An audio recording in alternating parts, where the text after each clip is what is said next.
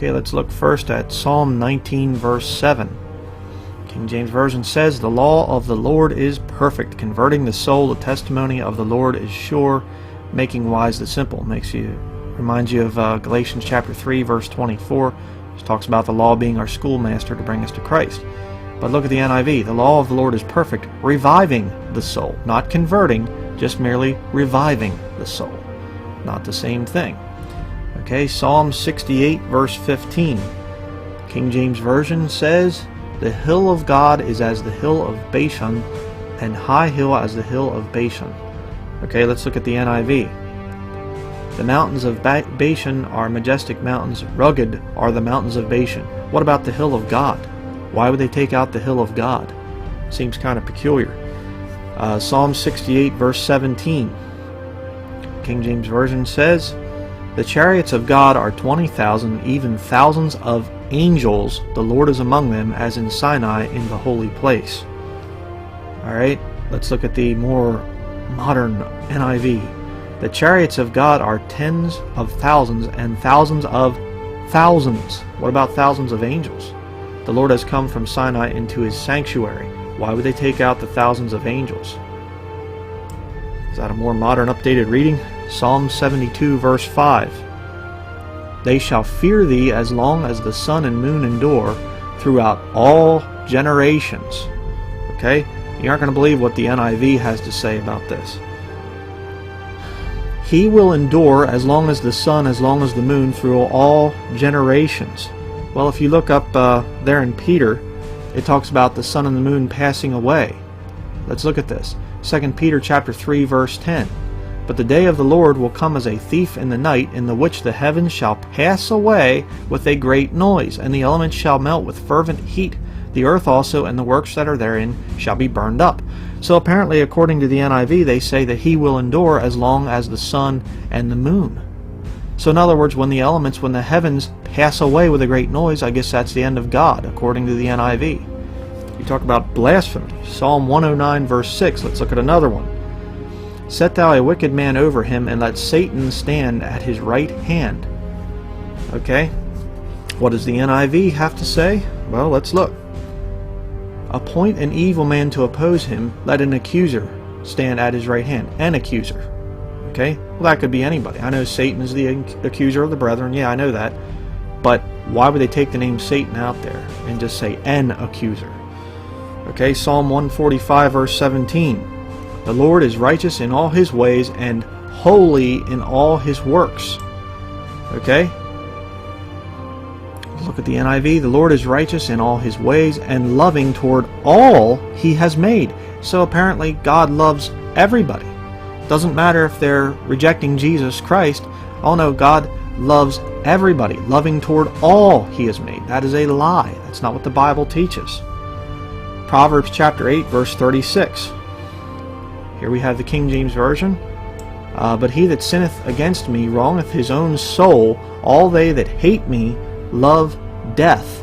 Okay, you sin against God, you will wrong your own soul, because you'll go to hell for all of eternity. Look at the NIV. "But whoever fails to find me harms himself." Himself. Not your soul. "All who hate me love death." The big difference between harming yourself and wronging your soul. Look at the next one. Proverbs chapter 18 verse 24. Here's another good one. "A man that hath friends must show himself friendly, and there is a friend that sticketh closer than a brother." If you want friends, you have to be friendly, is what the King James Version is saying.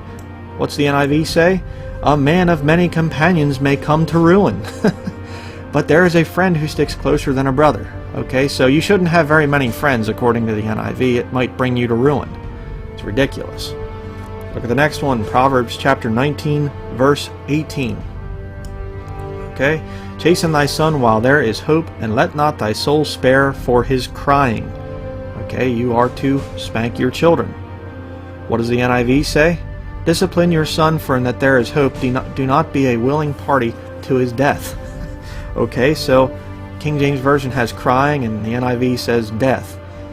It's a little bit of a difference there. Proverbs chapter 20 verse 25. Okay, it is a snare to the man who devoureth that which is holy, and after vows to make enquiry. Okay, what does the NIV say? It is a trap for a man to dedicate something rashly, and only later to consider his vows. So the NIV says dedicate something rashly. King James Version says devoureth that which is holy. Big difference. Proverbs chapter 26, verse 10. The great God that formed all things both rewardeth the fool and rewardeth transgressors. Okay, he causes the sun to light on the righteous as well as the sinner. Okay, what does it say in the NIV? Like an archer who wounds at random is he who hires a fool or any passerby. Yeah, okay, so you have God versus an archer. Okay, interesting. Ecclesiastes chapter 8, verse 8. Here we have another attack, but it says, There is no man that hath power over the spirit to retain the spirit, neither hath he power in the day of death, and there is no discharge in that war, neither shall wickedness deliver those that are given to it. No man has power over the spirit to retain the spirit. But look at the NIV. No man has power over the wind to contain it. Well, let me read a little verse here in the New Testament. Mark chapter 4, verse 41. And they feared exceedingly, and said one to another, What manner of man is this, that even the wind and the sea obey him? Jesus had power over the wind to contain it. Okay, why would the NIV do this? The King James Version says about power over the spirit, but the NIV changes it to power over the wind. It's ridiculous. And again, it's another subtle little attack on Jesus Christ, on the deity of Jesus Christ. There is a very, very wicked, evil spirit in the pages of an NIV. Okay, Isaiah chapter 14, verse 13. The King James Version gives the location of God's throne.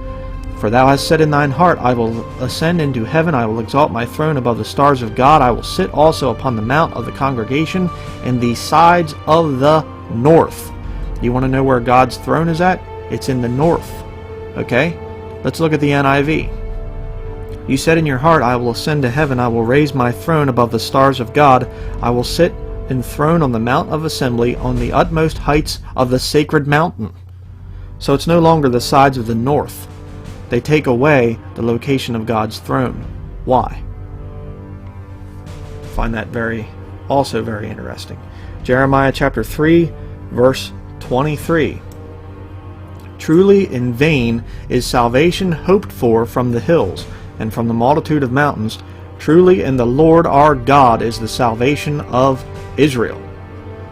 Okay? NIV. Surely the idolatrous commotion on the hills and mountains is a deception. Okay, so you have in vain is salvation hoped for in the King James Version. In the NIV, it's idolatrous commotion on the hills. Okay, Daniel chapter 6, verse 7. All the presidents of the kingdom, the governors and the princes and the counselors and the captains have consulted together to establish a royal statute and to make a firm decree that whosoever shall ask a petition of any god or man for 30 days, save of thee, O king, he shall be cast into the den of lions. Look at the NIV. The royal administrators, prefects, satraps, advisors, and governors have all agreed that the king, and on and on. But I thought the NIV was supposed to update archaic language. So the King James Version says presidents, NIV says royal administrators, King James Version says princes, NIV prefects, King James Version says counselors, and the NIV says satraps.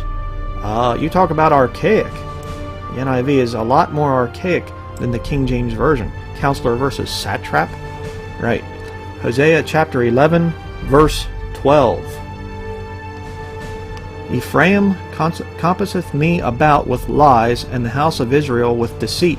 But Judah yet ruleth with God, and is faithful with the saints. Now watch this little swipe at the Jews here with the NIV.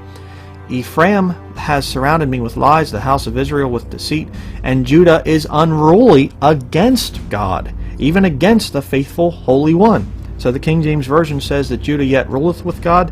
The NIV says Judah is against God.